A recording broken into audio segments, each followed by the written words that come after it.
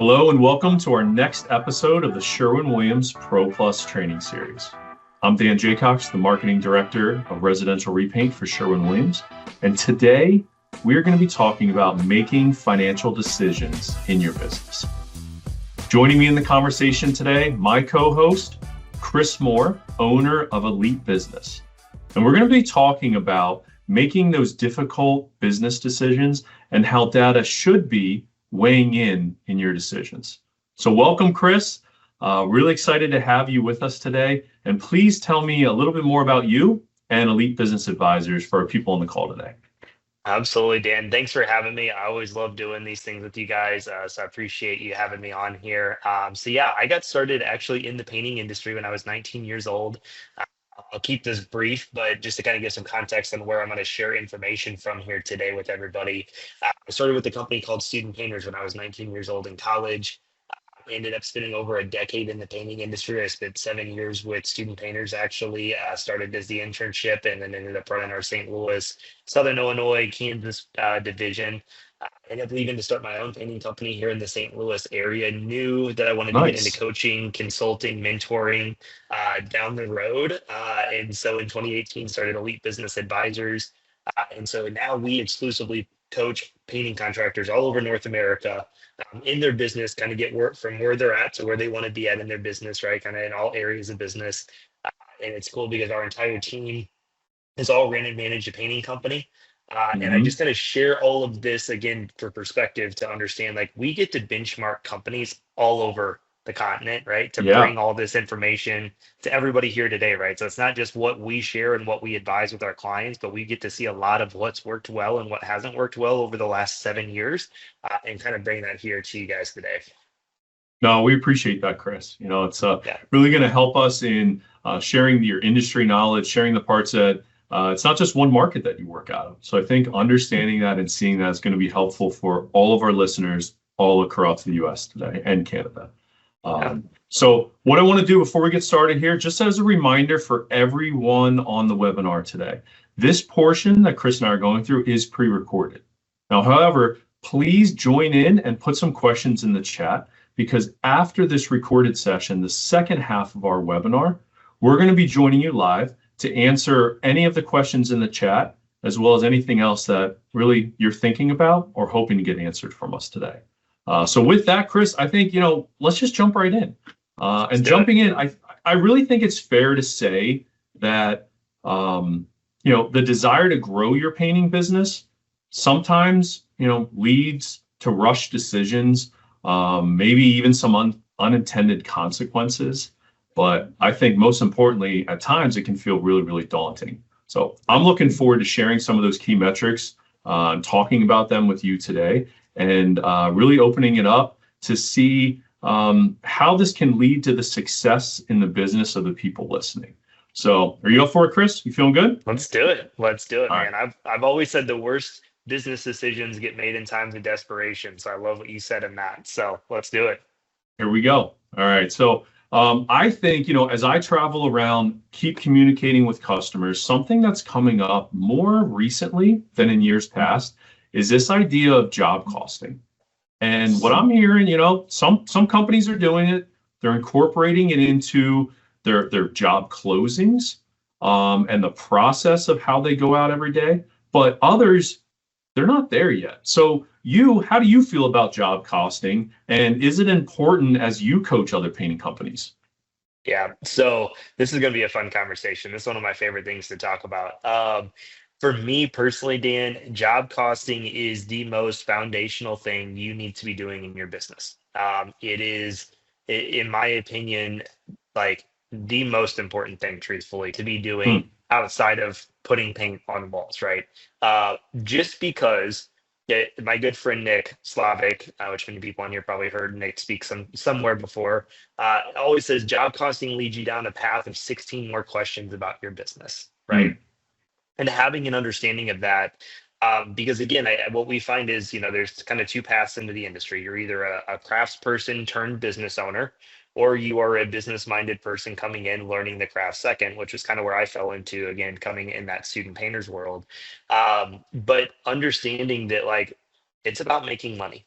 right? We have Mm, to make money in our business. We need to know how much money we're making or not making so that we can change things in our business, right? So that's right. without even the awareness of how things are going, we don't know what to change. Yeah. Breaking it down for maybe some of the people on the call here today, like what truly is job costing? How do you look at it? Yep. So we look at it as this: after every project's completed, understanding and breaking down, okay, what did the customer pay you? What's your material cost? What's your labor cost? Right? Okay, What was the profit? It's typically called gross profit at that point. What's the absolutely. gross profit of the job that you just completed? Right. And there's some margins that are helpful to know when you start getting into this on where you should be at, what's good, what's not good, right? Hmm. Your gross profit should be at 45% or higher is kind of the industry target.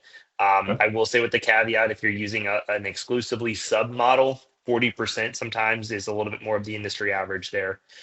But somewhere 45% or more, right? So when you take out the labor, the materials, and then you compare what that profit is in relation to the revenue that they paid you, you should be at least 45%, right? Okay. Um, so yeah, just breaking that down every time you finish a job, how much money did we make? What do those margins look like, right? Are we hitting that profit target? Are we falling short, right? And you start looking at this, and we also encourage you to put in how many hours did you estimate for the job versus how much did you actually pay out, right? How many did you Mm-hmm. actually pay? Because now you're going to start getting feedback on your estimating practices. Same thing for materials. Hey, we had an $800 budget for materials. We spent $1,000. Where was the disconnect, right? Now you Yep. start getting feedback on your estimates. You start getting feedback and you can make those decisions. And this is where, to me, job costing is super important. Is you see, was it an estimating problem? Was it a production problem? Yeah. Right? If we went 25 hours over the budget we quoted, was it because I didn't estimate something properly doing the estimate? I missed some stuff. Or is it that my guys are really slow Mm-hmm. and we need to get them up to industry standards on where they should be at for production speed? Yeah, and as I'm hearing you going through it, it's really looking and coming through to me as a way to learn from job to job, right? And Yes. stay ahead of those things because look, how Yes. often does a job go exactly the way you expected it to, right? Pretty And much never. exactly, right? There's always going to be something. There's going to be Yeah. a change. There's going to be something that delays you, throws you off, or Yeah. something happens on that job site. And I think this of being able to learn that and be confident, there's going to be another job. How do I get Yeah. better for that job? And how do I improve for the future and the overall health of my business? So I Yep. love that aspect of thinking about the job costing. And I think another thing too is it's real time feedback, right? This is why I'm so particular on doing this Hmm. after every job you do, minimum once a week, right? If you're, a little bit larger, you're doing 3 to 6 projects a week, maybe once a week, you sit down to cost everything out. But when you do that, you get that real time feedback. And here's why that's important. You might be going to do an estimate tomorrow Hmm. very similar to a job you just completed. Would you like to know if your bid was spot on or way off before you go do that bid tomorrow, right? And so that to me is a big thing, right? You're gonna have similar projects, interiors or exteriors or whatever, right? And when you look at something, you say, "Man, we missed the mark. Our profit was 33% on that because I missed a lot of stuff on the estimate." Well, Yep. great. Now you're gonna save that headache 5 more times from happening in the next 2 months. Yeah, it's setting you up for success, right? This is Yes. a key metric here for the overall financial stability of your business that you're Yep. learning from those mistakes, you're changing them, or you're feeling good and you're learning that what we're doing right now is working. And it's that little Yes. check-in point too, right? So it doesn't have to be a Yeah. negative way. This can be a No, really great positive way to be like, I'm on track. This is the way to be successful, and this is working for me. I love one of my favorite things is when we start working with a client and they start, maybe they've never job costed before, right? Which is fine. A lot of times you don't know what you don't know. And if you're Hmm. listening to this, now you can't claim that anymore because now you know That's what you right. should That's do, right. right? So please don't Right. tune us out. But I love it when we start going through that and they start entering their costing and their jobs are like killer, right? Yeah. Because they get such a confidence boost of like, we're doing something right here, right? Like, Yep. so I agree with you. It's not all negative. You're using it for continuous improvement, which as a business owner, you should always be seeking. But sometimes it's also a way to celebrate some victories of like, hey, we're That's estimating right. well, or the production team's doing well, right? So it can be a good thing too. Yeah, I like that. So in that, in talking about job costing, we really started off with talking about profit. And you're Yep. throwing numbers out there, 45% or 40% with a sub model. Look, we're all in business to make money, right? Yep. It's always great to make more money.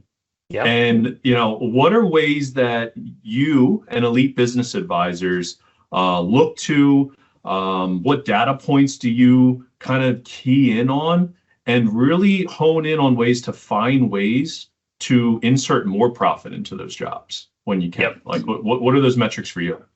Yeah, so I think a couple of things that we look at. Number one, is encouraging people to have a production rate estimating system. And all I mean by that, I know that that probably sounds Yeah, it's scary to big. maybe some Yep, people, yep. right? I want you to bid everything consistently, every estimate you do. That's all I'm asking. Okay. If you go do a bedroom, right? My standard, and you'll hear this a lot for a lot of people, is if it's a 10 by 10, 14 by 14 square room, whether it's a bedroom, an office, a dining room, and a house, right? Two coats on the walls, 6 hours. Um, you should do 6 hours for every job you do, right? Like you Hmm. shouldn't do 6 hours for Dan's job and then 4 hours for Chris's job and then 3 hours Hmm. for Christine's job, and they're all the same exact scope of work, right? Like we want consistency. Yep. So that's a big thing that we see. I also see another big thing is sometimes I see people relying on time and materials too much versus giving a bid, right? There's a time and Okay. a place to do time and materials. You're stripping wallpaper, maybe you're stripping stain and you're not, you don't do it every day. Like there might be some things, popcorn ceiling removal, like there might be some things that's like, it makes sense to give them a rough, like, hey, we think it's going to be about 7 grand, but we're going to do this time and materials in case we're off, either way. But when you're at a job and the client wants you to add on the closets while you're painting the bedrooms, right? Doing it time and materials, you're actually leaving money on the table, especially if your guys are efficient, right? Okay. Because if you're doing, production rate and you say, hey, these closets should be, 2 hours to paint each. I'm making a number up here. Right. And we got two of them, that's 4 hours, it's going to be at 60 an hour. Hey, yeah, we can add on the closets, it's $300, yeah, go ahead and do it. Great, right? Your guys might do it in like an hour and a half, but like you're getting it at the industry average standards, right? Mhm. So that's one thing we see a lot of people is sometimes they rely on time and materials either for add-ons, where they leave some money on the table, or sometimes even for the job itself. Hey, yeah, we'll come in, we charge $50 an hour, and you pay us for the time we're here, right? And like you end up leaving money on the table because it's actually less than if you just went in with the average, industry standard production rates. Does that make Got it. sense? Yeah, that does. I think that's a really good way of talking about it or seeing, being confident in what you're putting out there, right? Making the job specific to that homeowner, right? So Yep. in this thing of hearing their needs, finding ways to solve those problems, bring solutions to that homeowner and to that customer, really elevates the opportunity for that customer, Yep. for that contractor, right? And when I'm thinking about that, or I think that allows for those variables to say, well, I'm going to quote this job the same way. I'm going to go with the same amount of hours. I know what those industry standards are, but maybe this customer has a different need than the last one. And Yep. I think coming from Sherwin-Williams, we like to look at those product opportunities there. And maybe there's space there to say, hey, I know that your lifestyle, or there's kids, or there's opportunities in the home there to use more of a premium product, right? Yep. Or you don't need that for this job. Your lifestyle, the room I'm painting doesn't really fit into that. Is that anything that you all talk about too, as ways to find profit when you're coaching or when you're working with other painting contractors? Yeah, no, we definitely like to have that conversation to make sure. I mean, a lot of sales is based on relationship. I would say it's a Yes. combination of relationship, but then also that want need selling, right? Hmm. Because again, if you have somebody that's painting, hey, I just need to paint these 3 rooms to get my house sold, they're not as concerned about quality. It needs to look good, right? It needs to help sell the house, but they're not worried about, a 7 year longevity lifespan of it. Like, so you should be selling to what they need, right? And what they Yes. want. right? Unless they don't know why they should want something different. That's obviously something that happens sometimes. But yeah, when it comes to products and stuff, I mean, yeah, you're going to have your standard, probably super paint, duration, whatever, but there's going to be a time and a place that Emerald Designer Series makes sense, right? So yeah, I think that's a great thing because not only does it show you're customizing the quote to their needs, right? And you Mm-hmm. care about their needs. But it is a way that you can add in profit, especially if you start getting into some of the premium products above and beyond your, super paint or duration or whatever your standard level is. I think understanding how to look for ways to find profit on those jobs, how to find ways to also stand out from your other painters coming Yes. in that door. Yep. Why not? Right? Great way to Right. do it. Yep. And I think for me too, one thing I'll say before we move on is like to add in that profit you're desiring and targeting, right? It needs to be in your sales process that you have a perceived value greater than the cheaper bids, right? I, That's I right. get that a lot, right? Hey, I got people coming in 20%, 40% under me. Like, how do we compete against that? I say, you make it clear as day why you're 20 to That's right. 40% more, right? That's It's right. your branding, it's the professionalism, it's the journey your customer goes on from the time they reach out to you for a quote all the way through them saying yes to your project, right? What does that experience look like and how does that differentiate from everybody else? So we could do a whole nother webinar on Yeah, sales and we could. marketing. I'm not going to go there, but Yeah, I just get what want you you're to worth, know right? to get more profit in your jobs, your Yep. sales process has to back it up and justify it, right? If you want to go in charging 20, 30, 40% more than what most people do in your market, you can do that, Yep. but you have to make sure the homeowner understands why you're more, right? Yeah, I like that. I think you may have opened up a new topic for another webinar here for us. I'll Fantastic. Good. I'm add glad I it to could the prove my series. worth. Let's do it. Now, let's get into probably one of the most stressful parts of running your own business, managing that cash flow that came out of that job, right? Yep. And really, what do you do when a contractor's job costing looks great?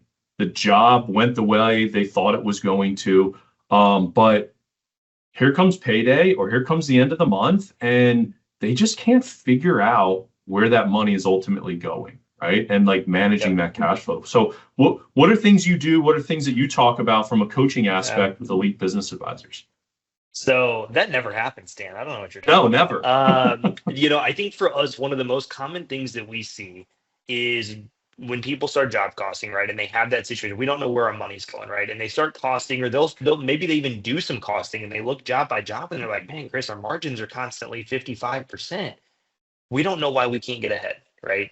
When we look at our job costing, Dan, we group it all together month by month of what was produced during the month, right? What was produced during the month of February, March, April, May, because at the end of the day, the money made in a painting company is when jobs get produced, right? Nothing Right. else matters. Sales has to precede it, but at the end of the day, you make money when you produce work for homeowners, right? And so we look at our job costing on a month by month basis to take the profit made on all those jobs and then have a line item for what was your overhead, right? What was every Mm. penny spent in the company that wasn't labor and materials, right? Mm-hmm. So your insurance, your marketing, your gas, your vehicle payment, your shop rent, like whatever it is, right? And then what did you take out of the company as the owner, right? Yep. Any other, salaries or overhead positions you may have, right? Office person, estimator, PM, any of that stuff. And then what was the net left over at the end of the month, right? That's like your net profit based on production. Your profit and loss will show you a different number for a handful of reasons I won't go down. But when you benchmark that across like how much money did we make this month after expenses, that's what we actually see the problem is that they're not producing enough work during the month to cover their overhead and all their expenses. Okay. All right. So the job Uh, costing might look great job by job, but Yep. overall it's not generating enough profit to cover paying the owner, paying the salaries, paying the overhead, right? Okay. So maybe, let's jump in of some of the things that may help managing that, right? Yep. And where Yep. can you find that or use that? First one, I've heard both sides of it. I've heard both sides of this thing of either I take an upfront deposit or I don't take deposits at all. I complete the job and I get all the pay at the end. And maybe hopefully they pay me when I ask to be paid, right? There's always that Yep. scenario which we can't control. So Yep. what's your opinions on taking deposits for residential repaint jobs? Always take them. 100%. Okay. The average amount for deposits ranges from 20% to like one third, right? So that's a question I get a lot. How much do Yeah. how much do people take for deposits? 20 to 33%. I wouldn't go any lower than 20%. Two reasons why, right? One, it isn't necessarily that people don't always pay. That's very rare, actually. But Good. people think that's why they don't take deposit. I've never had a problem with nobody paying me. Okay, great. That's actually not the concept, right? The concept is Perfect. one, professionalism and get a commitment so you can get them on the schedule. Because when nobody's giving you money up front, they might be a little bit likely to all of a sudden be like, hey, we're going to push back 3 weeks, right? Right. So that's a big thing. We want that commitment to kind of solidify the transaction and to be able to schedule them. Two, we want to have some cash. Should we be in a situation where payroll's coming tomorrow, we're waiting on a $10,000 check we thought we were going to have, and we Yep. don't, and I have to make payroll tomorrow. So now you have some deposits that you can kind of use to just bridge the gap until that money comes in, right? Don't spend all the deposits, right? That's not a great thing. That's not the goal of taking them, is to like burn through all the cash, go to Vegas and celebrate, right? But we want to have that buffer there when you have no other options, right? Yeah. Because you can't put payroll on a credit card.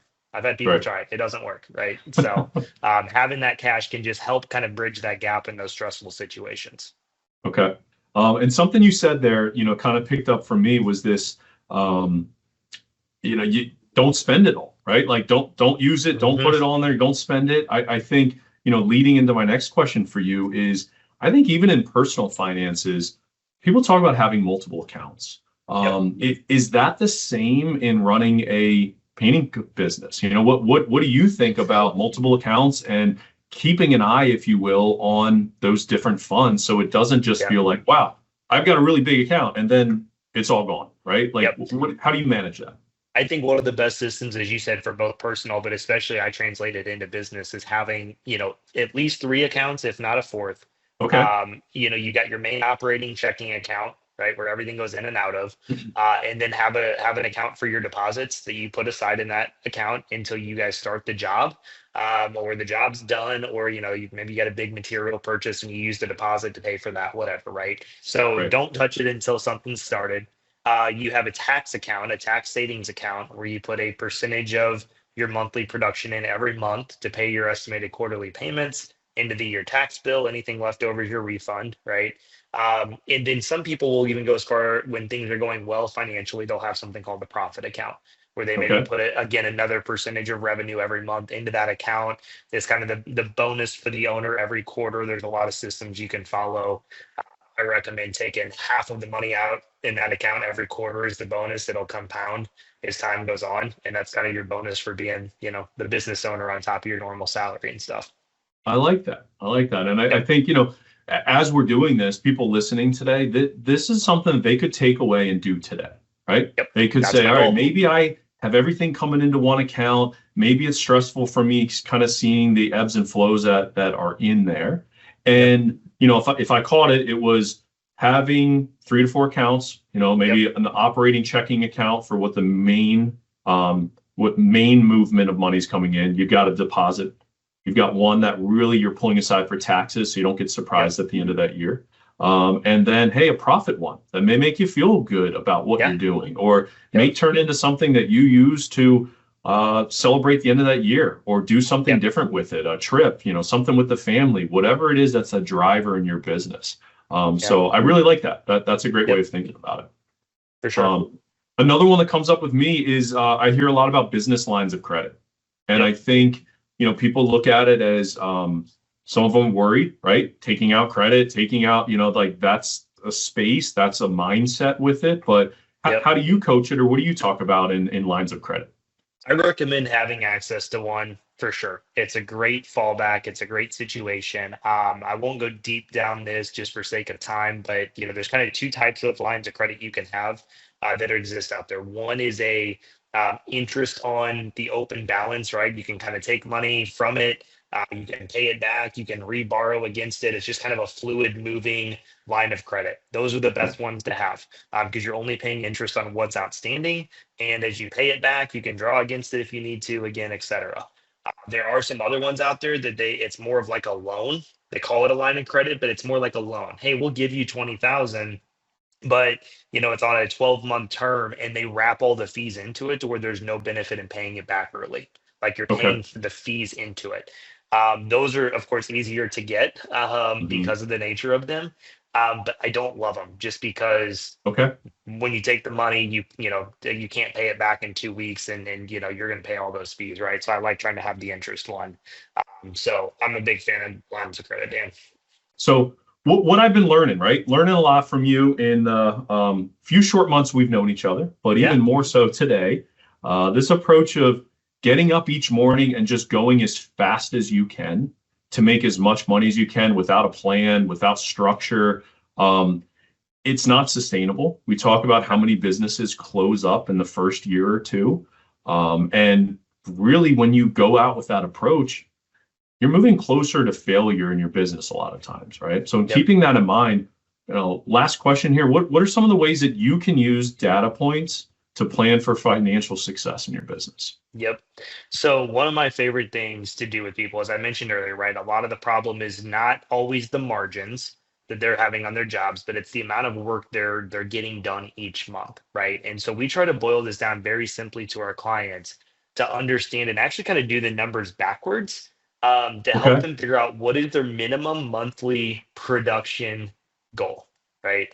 And so, we can take what they're paying themselves or what they need to pay themselves every month, their monthly overhead, average monthly expenses, and use, those margins we talked about earlier when you have some data to understand, what our labor cost is, what our material Hmm. cost is and stuff. And we can actually put a number together that says, hey, you need to produce, let's just say it's $40,000 a month to pay yourself what you need to pay your overhead, and if everything holds true with your labor and material, averages, the business will make $3,000 to $5,000 a month, right? You always want to target like 10%, 15% of Yeah. revenue for that bottom line number. 15% is ideal. And so we can actually do the numbers there to say, okay, we need to produce $40,000 a month. And if we do this and everything holds true, the company makes money, right? So it's that proactive Okay. planning. And then I just take it one step further and say, if you need to do $40,000 a month, there's always at least 4 weeks in a month, right? Sometimes you get that Yep. awkward, like half a fifth week, right? Yeah. But there's always 4 weeks in a month. If you produce $10,000 per week, that is your goal. So just having that proactive plan in place is, in my opinion, the most important thing and the simplest way I can break it down for somebody to just Yeah. focus on one goal and make sure everything else holds true. And then you will make money as a business. Yeah. I like that, Chris. I think it's that whole idea of set the goal and now figure out those steps to get to that goal, right? Yep. And it really is a different approach, but it keeps you in line for what you're going for, what you're driving for. Yep. I've got to get this today in order to stay on my goal for the month and the Yep. quarter, or everyone else that I'm working with, which is, Yep. I know is a big driver for everyone running their own business. For sure. Sometimes that people tell me like, I don't have time to sit down and plan that out. I said, you don't have time not to sit down and plan that out, Right. right? Like that becomes priority number one. So, Yep. yep, that's Yep. the best piece of advice I could leave everybody with is know that minimum monthly production number, break it down per week, schedule and plan, and then focus on executing. I love that, Chris. Well, hopefully everybody on the call today has learned or taken down a couple key ideas to take back into your own business. And Yep. Chris and I are very happy to be joining with you today, talking about all that we did. And we're really excited to get into the questions that you've left for us and answer some of those live with you, and take on the next part of this Sherwin-Williams Business Training Series webinar. So we'll be joining you shortly. Thanks a lot, Chris. Thanks for joining, and thanks for being my co-host for the day. I appreciate it. Always. Thanks for having me, Dan. I enjoy doing this with you. Thank you so much for your attention so far. We also really appreciate the questions that are coming in. So here we are to answer some questions, engage with you in a different way. And, I first want to do a little bit more of a setup with Chris Moore. So, Chris, from Sherwin-Williams and the rest of my team, I just really want to thank you for bringing all that you brought forward today. The time and energy that you've put into being with us and being a part of it is really appreciative. And I told you I was going to do this. a little shout out for Chris. I don't know if you see right here. Chris was for the issue of April for American Painting Contractor, not only the feature article, but also got the cover, right? So there's a famous Chris Moore. If you want to send him American Painting Contractor magazines, he will sign them and send them back to you. All day, But all day. all That day, just shows right I've still there. got some painting skills, just so everybody knows. I was taking it, Paint It Forward at PCA Expo here in Colorado Springs a couple of months back. So I've still got it. Although if you Still look got really it. close, there was paint on the ceiling and people were like, you can't even cut in. And I was like, it was dried paint. It was already there, I promise. So Well, we're definitely going to have some fun with everybody here. So thank you for these questions. The first one we wanted to jump in with, really a good setup here from Bill. So, Chris, to you, can you give us an example of job costing with actual numbers or more of yes. a opportunity here? So I know this is your wheelhouse, and take it away for us. Let's do it. Let's do it. I'm going to screen share this here real quick. Dan, can you see this? Just give me a quick thumbs up if Yep, if you're good. you're Cool.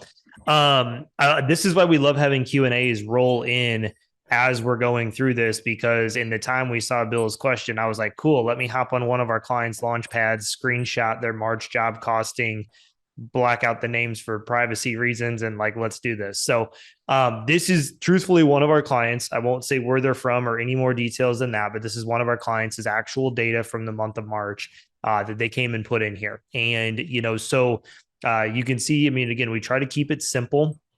And as I mentioned, I know there's a link in our resources here. Like, we're happy to give away this job costing sheet for everybody. Like, that's how much of a believer I am in doing job costing every day, right? So feel free to plug into the link on that, and I'm happy to share that with you here in the next couple of days before we leave town on Friday. But really, you can see on here just real quick. I mean, every job you finish, right? You come in and put in the revenue. You put in your materials, put in your labor cost, any subs cost. Miscellaneous is going to be like color consultations, equipment rental, anything else that was kind of tied to that project. And then it's going to start auto calculating your profit, right? And as we talked about margins earlier in the pre-recorded part of it, it also auto calculates what your profit margin was, right? You can see we've got it color coded here. So if you're, I think it was 45 to 50%. We have it highlighted yellow, which means like not, like we're on target, right? We want all of our clients shooting for 50% plus. So you can see everything in the green here is over 50%. Anything under, I think it was 40 or 45%. I don't have the reference right here in front of me. Is red, right? Like that's not, not a great thing. You can see on this job, it was 26%. Not really what we're shooting for, right? So it'll auto calculate all your margins on here as well. So you can see how it totals up the whole month. We can see, if, for the whole, obviously you're going to have good jobs and bad jobs, right? And so we can see for the whole of the month, they had a 52% gross profit on their jobs. And again, as we talked through that monthly cash flow section, this is where people can get deceived, right? Because they see this and they're like, man, we produced $73,000. I think they have 6 painters in the field, just to give you some perspective on that, on where they're at size wise and stuff.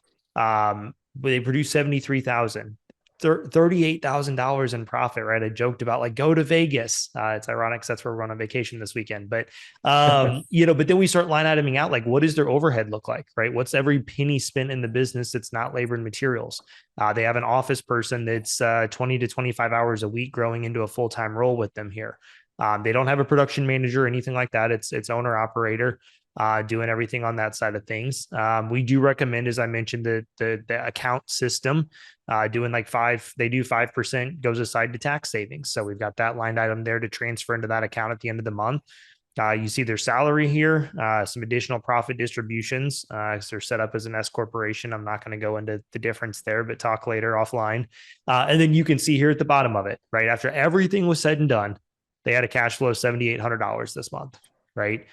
Which was about 12%. And I mentioned we want that 10 to 15% are obviously greater, right? So this just kind of gives you a good benchmark that we can look through this, right? And what the discussions they had, I'll make this last point, Dan, and we'll go on to the next one, is every time they have one of these jobs in the red, they have a conversation to figure out what happened, right? They'll talk to the crew lead. The wife does the estimating. The husband does the project management. And so those two and the crew lead will get together and say, hey, we missed the mark on this, right? Oh, okay. So our labor was 62%.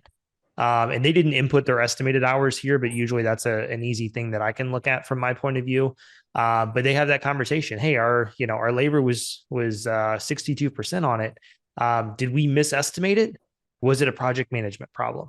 Right? Was it just that random thing that we couldn't have predicted that happened that took us twice as long and whatever. So this just helps you kind of analyze that on a big picture. And I could do a whole nother hour webinar just on this job costing sheet, but I'll stop. So Yeah, and so as you're seeing, and Chris is, willing to share that. So another one of those tabs there, you can see the resources link right next to Q&A. If you go into there and click, there's a link that will get you information, and Chris can email out to you that cost sheet and any other type of information connecting with Chris here. And at Sherwin-Williams, we're always happy to provide industry experts and people that can help you in day-to-day of your business. We think that's a great space for us to help you grow and be successful. So when we move on to the next question here from Jen, is there a reference manual guide for industry standards on time for jobs? Yes. Perfect resource for this. PCA, so the Painting Contractors Association. We're going to drop in there the link for it.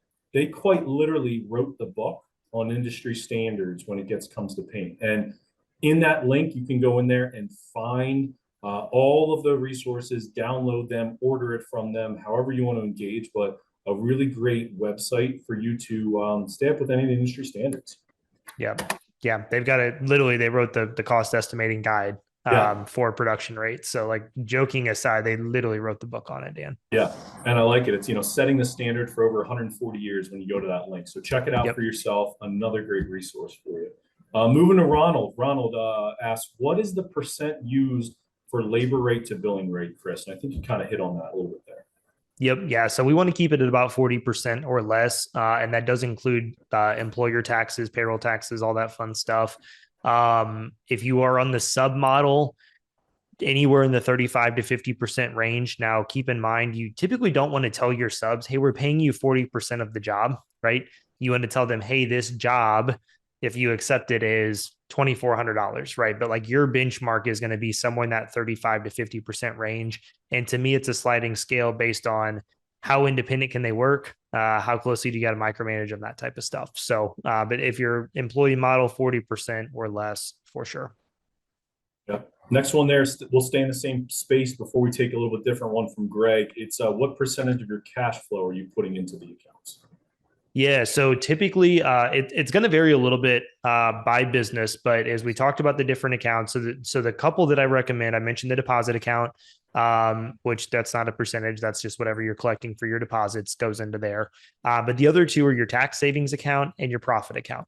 And those are going to vary. The tax savings one really varies on what is your tax situation, right? This is where my accountants come in. I love talking tax strategy and tax planning with people because for whatever reason, I'm just a numbers nerd like that, Dan. But it really just depends, right? Like if your spouse works, how much are they having withheld from their paycheck, right? Are you on payroll and having taxes withheld? Like there's so many things to go into that. What I can say is this, it's typically somewhere in the 5 to 10% range.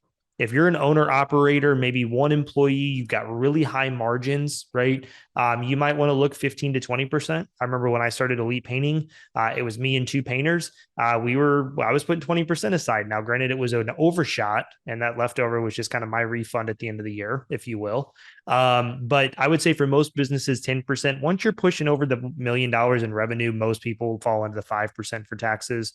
The profit account, 1 to 5% is a pretty good average, right? It just depends on how profitable is your business and whatnot. Start at 1%. And if things are going well, just increase at 1% until you get to 5%. That's a pretty common percentage for people that go that deep into it. Thanks for that, Chris. So Ashley, great question, elaborating more on what you mean about don't leave money on the table. So that really goes hand in hand with PCA industry standards and keeping a look to see if what are you charging per door? Here's what industry says those are per door. And if you're under that industry standard, you're selling yourself short, right? You can charge more to paint that door.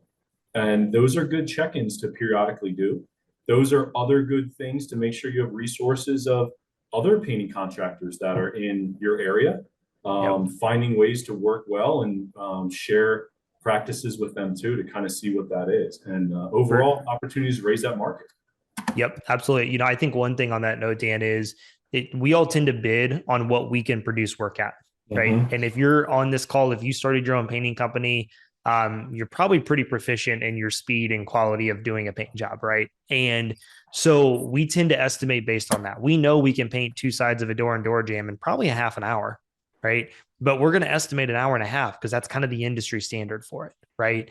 And a lot of people are like, well, why would I charge them an hour and a half if I can do it in a half an hour? You're right. That's where you're leaving money on the table, right? Because that's just the price the market bears, if you will, right? Think supply and demand and stuff. So. We had a good question there from David about, can you see these and other webinars and recordings that we've had? So yeah, this is actually our 12th episode that we've done. So on our YouTube channel, Sherwin-Williams, these are all saved at, and they're all under the business training series. Also, I'll do a quick little plug, Chris. Hope you don't mind. It's some of your friends. Our next one for this is coming in June 23rd. We're going to be joined with Nick Slavic from Nick Slavic Painting, Christian Militello Painting Pressure Washing out of the Philadelphia area. And we're going to be talking, a little bit more with them about how to manage those businesses. How do you have a balance as you're growing? When you grow, what's the work-life balance? And even more resources that are available to you to stay engaged, stay connected, and ultimately lean on one another. Because it's a tough act, Chris. You can speak to it yourself. Yep. If you feel siloed by yourself, this is a tough job to do, right? So they're going to talk more about that in our June episode. So thanks for that question. If you're on here today, please go put that date Dan just gave you in your calendar right now. Nick is a very good friend of mine. He's coming to speak at our retreat here coming up in July in St. Louis. I've gotten to know Christian Militello the last couple of years. You guys are going to get so much wisdom and value in that, probably more than you're getting today. But I'm okay with that because there's two really smart individuals there. So going through a lot of these questions. Yep. Excel sheet set up. Love to have one. Laura, see you right there. Go to that resource link for us. I see the emails pouring in, so I'd love to see the hungriness of the group here. Yeah. Another one. That's how the best way to contact Chris is through that, and he is eagerly awaiting to connect with all of you guys too. Yep. And I'll drop my email in the chat as well for everybody to have it if you need something. All right. Let's see. Going through. Mr. Standard, what conferences would you recommend? All right, how about this one, Chris?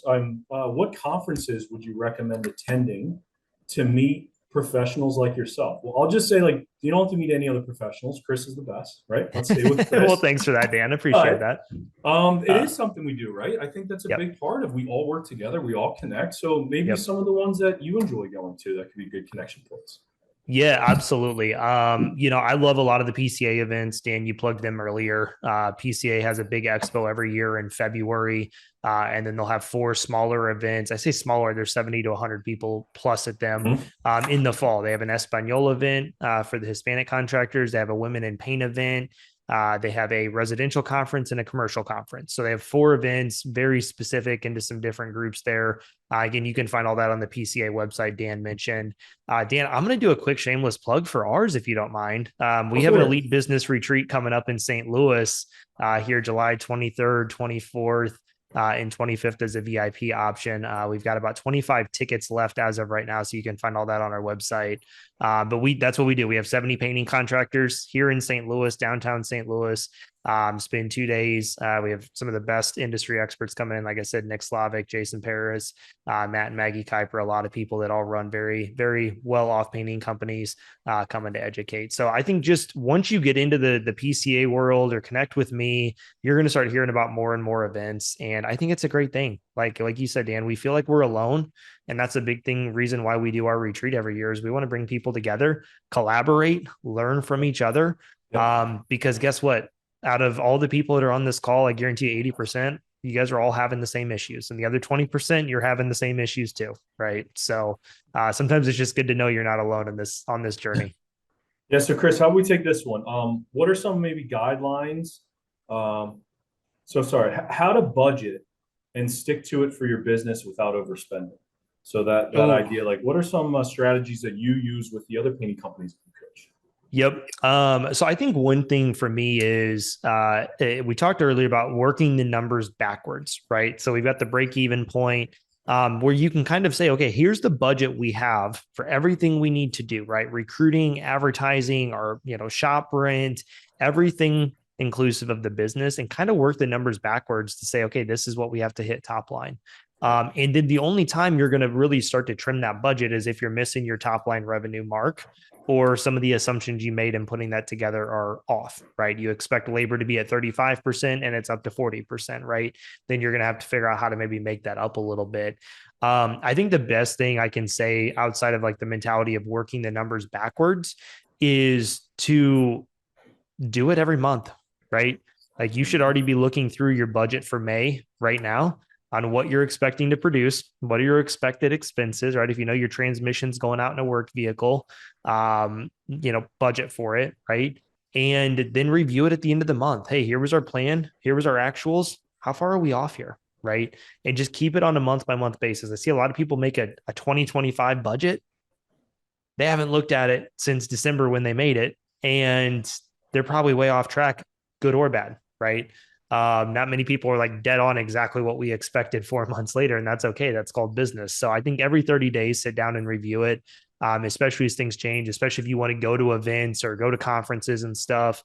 Budget for that and see how that's going to affect everything else. All right. Well, I want to be respectful of all of your times, all you business owners that are out there. What I saw, everyone that was signing up, it was everybody in between. There was a new apprentice joining the painting industry, looking to start their own business. I saw another comment that came in, been in the industry for 47 years. It's always great to learn something new. And so, on that note, I really hope that Chris and I brought forward some new things for you today. That's the goal of this business training series, is to meet you where you are, provide some resources, whether it's helping you with paint or helping you manage your business. Sherwin-Williams is there to be a part of it.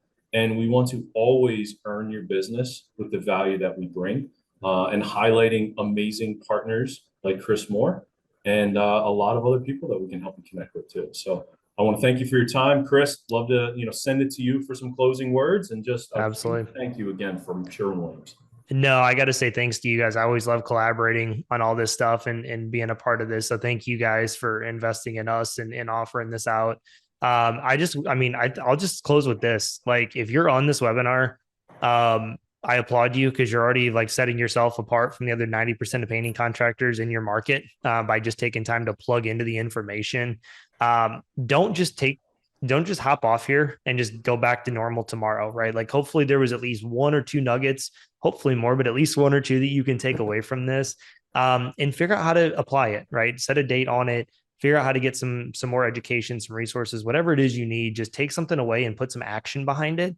And you're going to continue to just elevate yourself just one thing at a time. Don't reinvent the wheel tomorrow. If you took a lot away from this, don't overhaul your business model, just one thing at a time and work through it. Know that I'm always here. You guys have a great support system in Sherwin-Williams and all you guys have to offer. So reach out with any questions, continue to reach out if you want our job costing sheet. And Dan, just thanks a million for having me. Absolutely, Chris. Great advice. We really appreciate it. And, I'm really hoping to see all you on our June 23rd Pro Plus Business Training Series from Sherwin-Williams. But for today, thank you so much. We'll see you next time. Bye.